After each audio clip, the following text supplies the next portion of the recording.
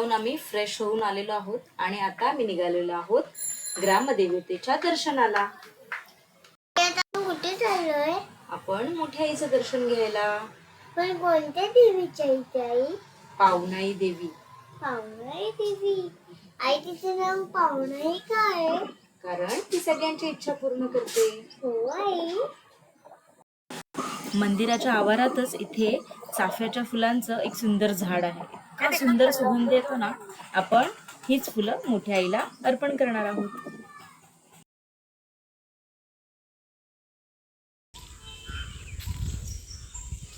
किती जमा केली फुलं बघू? कोणती फुलं आहेत ही? चाफ्याची फुलं. हो, सुंदर आहेत ग. कोणासाठी आहेत? देवासाठी.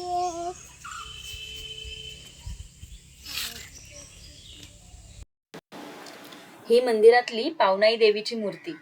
या मूर्तीला बघून खूप प्रसन्न वाटतं. या मंदिराची स्थापना 1970 साली झाली. हे इथे जे बाजूला बोर्ड आहे त्या बोर्डवरून ही माहिती आम्हाला समजली. आणि हे या भागातलं खूप जागृत देवस्थान आहे आणि खूप लोकांना याचा अनुभवही आलेला आहे. त्याच्यामुळे या मंदिरात आल्यावर खूप सुंदर आणि खूप प्रसन्न वातावरण वाटत होतं. आता आम्ही मंदिरातून दर्शन घेऊन निघालेलो आहोत. आई, माझं केवढं छान दर्शन झालं ग. हो ग, खूप छान वाटलं ना दर्शन घेऊन. हो आई. पण आपण आता कुठे जातोय? आता आपण जातोय बाबांच्या मामाच्या गावी. कोंबडी का ओरडते? बा तुला अंडा दिला नसेल. बघ बघ बघ. बघा ना, कोंबडीने अंडा दिला.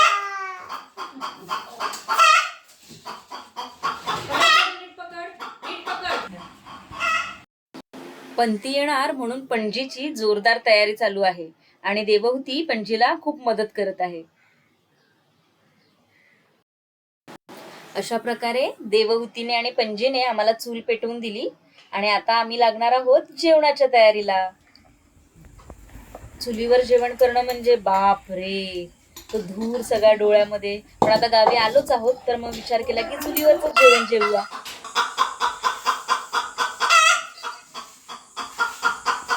आपण भाकरी करणार आहोत चुलीवरची. देवहूतीची कंप्लेंट असते, आई मला चुलीवरचं जेवण जेवायचं आहे, चुलीवरचं जेवण जेवायचं आहे. म्हणून आज चुलीवरतीच भाकरी करणार आहे आणि तिला खायला देणार आहे. गावाला आलं ना की कधी एकटंच वाटत नाही. कारण इकडे आजूबाजूला येणारा हा कोंबड्यांचा आवाज, बाहेर चिमणी पाखर असतात त्यांचा आवाज, कधीतरी वरून कोंबड्यांना पकडण्यासाठी घार येते तिचा आवाज. गावाला आला ना की हा निसर्ग सोबत असतोच, त्याच्यामुळे कधी एकटं फीलच होत नाही. माझ्यासाठी चुलीवर जेवण बनवणं हा खूप मोठा टास्कच आहे, पण प्रयत्न करून बघायला हरकत नाही. तीही मजा घ्यायला हवी ना, वेगळं पण काहीतरी. भाकरी थापून झाली, आता आपण भाकरी शेकवून घेऊया. ही जी लाकडं आहेत ना ती सारखी ऍडजस्ट करावी लागतात. गॅसचं बरं एकदा लावलं की प्रश्न मिटला, पण ही लाकडं ऍडजस्ट करणं आणि तो धूर डोळ्यात जाणं म्हणजे बापरे. पण खूप छान वाटतंय मला चुलीवर. खूप दिवसांनी मी चुलीवर जेवण करते, त्याच्यामुळे खरंच खूप छान वाटतंय. आणि चुलीवरच्या जेवणाची चव म्हणजे तुम्हाला सगळ्यांनाच माहिती असेल, म्हणजे ती वेगळं काही सांगायची गरजच नाहीये. मस्तपैकी आपली भाकरी शेकते. आजीला सांगून ठेवलं होतं की जेवण तू करू नकोस, आम्ही आल्यावरच जेवण करू म्हणून. आज खऱ्या अर्थाने भाकरी चवदार लागणार आहे, कारण एवढ्या उन्हामध्ये लागणाऱ्या घामाच्या धारा आणि हा विस्तव गरम गरम आणि त्याच्यातून निघणारा धूर, म्हणजे खूप मेहनत घेतली मी आज भाकरी करायला. त्याच्यामुळे भाकरीची चव आज खरंच खूप सुंदर लागणार आहे. मस्तपैकी आपली भाकरी शेकलेली आहे. म्हणजे मी एरवी रोजच घरी गॅसवर भाकरी करते, पण आज भाकरी करताना मला खरंच खूप छान वाटलंय आणि असं खूप मेहनत केल्यासारखं फील येते. आधीच्या काळातल्या बायका 20-25 भाकऱ्या थापून शेतावर जाऊन काम करायचा हा विचार करूनच अंगावर शहारा येतो. बापरे, कशा करत असतील या सगळ्या. आता तर खूपच आपण नशिबान आहोत की सगळ्या सोयी आहेत, पण चुलीवर जेवण करणं म्हणजे बापरे, खरंच खूप मोठा टास्क येतो आणि हॅट्स ऑफ त्यांना. पण कधीतरी ठीक आहे, म्हणजे कधीतरी आपण चुलीवर जेवण करून ते छान वाला फील घेऊ शकतो. म्हणून मी यावेळेला गावी येऊन चुलीवरचं जेवण करायचं ठरवलं. आई घे. अरे वा, नको मस्त केला. देव मस्त करते चपाती भाकरी. तुझं शेवटला तुझी. सोनू शेवटला तुझ्या देवची पण काढायची रेडी होती. होती मी. हा, होय. आई अजून एक. थांब थांब. सुरू करा. देवची भाकरी थाप. दे भाकरी. अरे ही जास्त चिकटते ना गव्हाची, म्हणून ना मी अशी थापून थापून करते. तुम्ही कशी पण करू शकता. मोठं ताट देऊ का हिला? हा, आले आले. हा, बोटाने बोटाने बोटाने. Very good. हा. अजून भात दोन शेवटी हा तिसरा होऊन दे शिकू दे. दोन खावा ना. मग मला पण आता यायला. हा जरा सोनूला वाढ.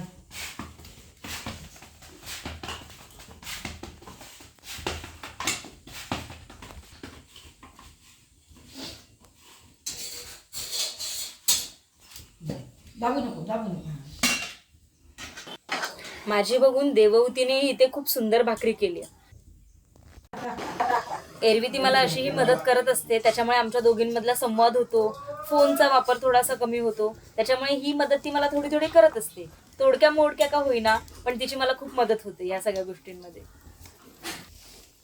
मला ही इथे देवहूतीची पण भाकरी तयार झालेली आहे. खूप छान भाकरी बनवली आहे तिने.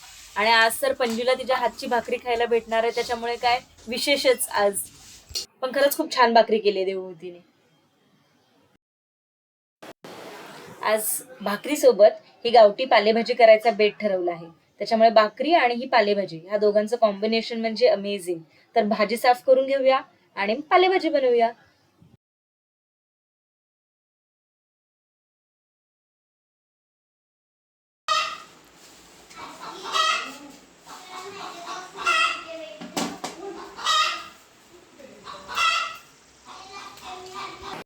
भाजी मी मस्त धुवून चिरून इकडे कांदा घेतलेला आहे, मिरची घेतलेली आहे आणि खोबरं घेतलंय, ओलं खोबरं, जे भाजीसाठी लागणारं साहित्य आहे बेसिक एकदम. पण ही भाजी ही चुलीवर करते ना, तर फक्त एवढंच साहित्य घेऊनही खूप छान होणार आहे. तेलामध्ये कांदा परतायचा, मिरची परतायची, मीठ आणि भाजी आपल्याला आपण जी चिरून घेतली तर त्याच्यामध्ये मिक्स करायची. आणि ओल्या खोबऱ्यामुळे या भाजीला खूप छान चव येणार आहे. त्याच्यामुळे वरून आपली भाजी झाली की आपण त्याच्यावर ओलं खोबरंही टाकू. खूप झटपट आणि खूप हेल्दी अशी भाजी आहे ही पालेभाजी, जी कुठे विकतही आणलेली नाहीये.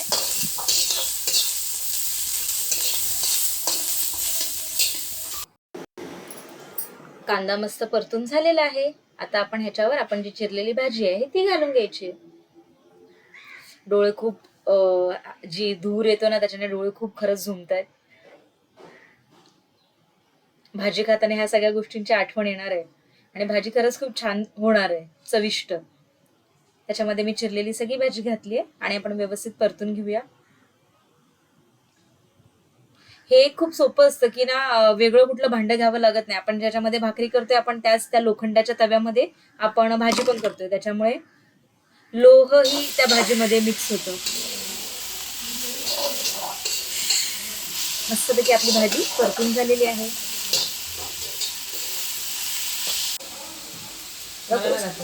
ओलं खोबरं, जे आपण ओलं खोबरं आहे ते मी भरपूर घालते, कारण ओलं खोबरं घालून मला भाजी प्रचंड आवडते.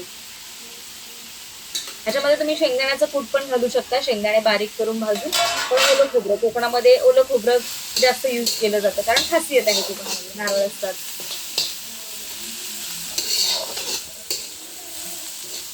मस्तच. आता याच्यासाठी मी लाकडं थोडीशी बाहेर काढून ठेवली आहेत, जेणेकरून ते करपू नये म्हणून. गॅसचं कसं ना, बटन ऑन ऑफ केलं की आपलं स्लो फ्लेम, मोठा फ्लेमवर होतं. इकडे लाकडं ऍडजस्ट करावी लागतात. अशा प्रकारे आपली भाजी इथे तयार आहे. भाकरी आणि भाजी. कुठे चाललीस ग? मी चालते का जमा करायला. चप्पल घाल व्यवस्थित. जेवून थोडस वाऱ्यावर बसेल म्हटलं तर आमच्या मॅडम टब घेऊन तयार. आता कुठे जात आहेत ते बघूया. आजीने खूप वर्षापूर्वी शेताच्या बांधावर एक काजूचं झाड लावलं होतं आणि आज इतक्या वर्षानंतर त्याचं एक खूप मोठं वृक्ष झालंय. आता बहुतेक देवहूती त्याचीच फळं उचलते. हे काजूचे बोंड आणि ती काजू आहे ना ते पडलेत खाली. खूप मोठं वृक्ष झालंय आता ते. एका पिढीनंतर दुसऱ्या पिढीनंतर ह्या गोष्टी मिळतच असतात. हा कोकणातला जो मेवा आहे, जो आपल्या आजी आजोबांनी लावून ठेवला होता आपल्यासाठी, आणि आपल्याला आता मस्त त्याची रसाळ फळं मिळत आहेत. देवहूतीने तर अगदी मनावरच घेतलंय हे काजू आणि बोंडे उचलायचे. म्हणजे ती पहिल्यांदा गेले हे सगळं करायला. आता तिला ते खालचे उचलून झालेत, आता तिला झाडावरचे पण पाडायचे. आता तिची मेहनत बघून खळ्यात अण्णा बसले होते अंगणात. ते म्हणाले थांब मीच तुला काढून देतो, म्हणून आता ते झाडावर चढतायत. या वयात पण झाडावर चढणं म्हणजे कौतुकच ना. अण्णा झाडावर चढलेत मस्तपैकी, आणि आता ते झाड हलवून ते जे काही काजू आहेत ते आता खाली पाडतील. ह्या सगळ्या गोष्टी करणं म्हणजे ना एक अशी पर्वणीच असते. असं छान छान असं जमा करणं, आणि खूप आनंद होते ह्या सगळ्या गोष्टी करताना. म्हणजे मी तरी खूप आनंद घेतला होता, आणि आता मला याचा खूप आनंद होतोय की देवहूती पण या सगळ्या गोष्टींचा आनंद घेते. आम्ही मस्त झाडाखाली बसायचो, काजू काढायचो, आंबे काढायचो. देवूने एवढे काजू जमा केले आहेत मस्तपैकी. आता पंजीची मदत केली आहे थोडीशी, म्हणजे तिला उचलायला लागू नये म्हणून तिने ते उचलून ठेवलेत आता. काजूवाली काजूवाली काजू घ्या काजू घ्या. इकडं बघ काय आहे बाळा. हे काजू आहे. अरे वा. पणजी खळ्यात बसून या सगळ्या गोष्टींचा मस्तपैकी आनंद घेत होती. थोडंसं तिला असं ऑकवर्ड वाटतंय कॅमेरा समोर, पण तिने खरंच सगळ्या गोष्टींची मजा घेतली. हे जे काजूचे बोंड असतात ना ते खरंच एकदम रसाळ आणि टेस्टी लागतात. पण प्रॉब्लेम आहे की ह्याचा जो चीक आहे ना तो काढणं म्हणजे खूप कसरत. त्याचा चिकणं गळ्यामध्ये खूप त्रासदायक ठरतो. पण ट्राय केलंय मी थोडंसं चिक काढून खायला, पण खरंच खूप मस्त लागतात ते बोंड खायला. म्हणजे कोकणामधल्या एकही गोष्टी अशा आहेत ज्या वाया जात नाही. काजू सोबत ही बोंड पण आपण खातो. आता देवहूतीला काढता येत नाहीत म्हणून अण्णांनी तिला व्यवस्थित कापून त्याच्यावर थोडंसं मीठ मसाला लावून तिच्यासाठी ते तयार करतायत.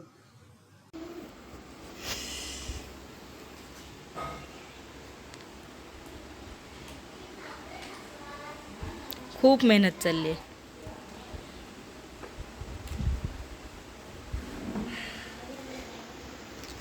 काजूच्या बिया. तर आता बाबांनी हे चालून घेते. फिरव असं. फिरव असं. फिरव जरा. काय आलं हे? काजू. आंबे काढायचे तर राहिले. चला काढूया आंबे. ये या. हा बघ कलमी आंबा आहे. कुठला आहे? आ? कलमी आंबा. करंबी आंबा. पिकले नाहीये तो पण. तेव्हा तेव्हा तेव्हा हा कलमी आंबा आहे जो अजून काही पिकलेला नाहीये. एप्रिल महिन्यात चालू आहे, त्याच्यामुळे हे आंबे आपण काढायचे नाहीये. पण कसं बाबा? चढतो ना तिकडनं झाडावर. ठीक आहे, पण पडणार तर नाही ना? कोण आंबा की तू? तुम्ही. हा कच्चे आहेत म्हणजे ते काढून काय फायदाच नाही त्याचा. आता आपण जे रायवळ आंबे आहेत जे दुसरे त्याच्या कैऱ्या काढूया. तेही पिकलेले नाहीये, ते पुढच्या महिन्यापर्यंत पिकतील. पण आपण थोडंसं कैरीचं लोणचं करण्यासाठी वगैरे ते आंबे काढून घेऊया. देवहूतीला असे आंबे गोळा करताना बघून ना मला माझ्या बालपणाची आठवण आली. आम्ही पण मे महिन्यामध्ये असं समर वेकेशन मध्ये जायचो, खूप आंबे खायचो, झाडाखाली पडलेले आंबे उचलायचो, नाहीतर ते गळ लावून पाडायचो. खूप मस्त मस्त गोष्टी करायचो.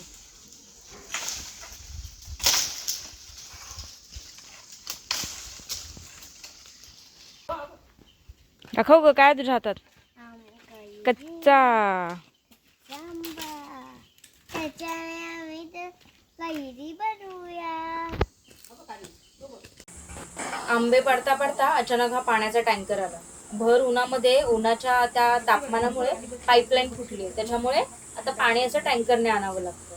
तर देवहूतीची थोडीशी मदत पंजीला कळशी घेऊन पाणी भरायची. हा पाणी भरून झालं. आता देऊला दिसलं फणसाचं झाड. आता तिचा हट्ट की बाबा फणस पाहिजे म्हणून. कोण काढणार आहे फणस? देऊ? बाबा.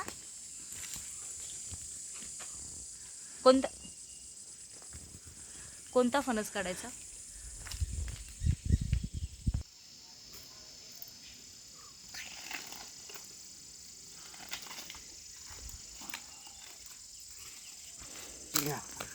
ओ फणस. कोण खाणार आहे देव फणस? हा धर. जर आता पकड. कर.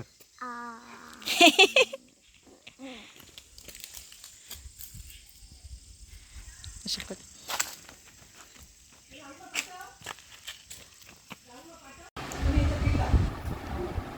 देव काय खातेस? फणस. बाळ आतमध्ये बिया. गेलं हा बाहेर बसले वाटतं.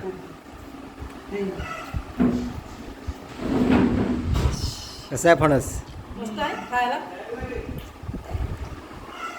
Amazing.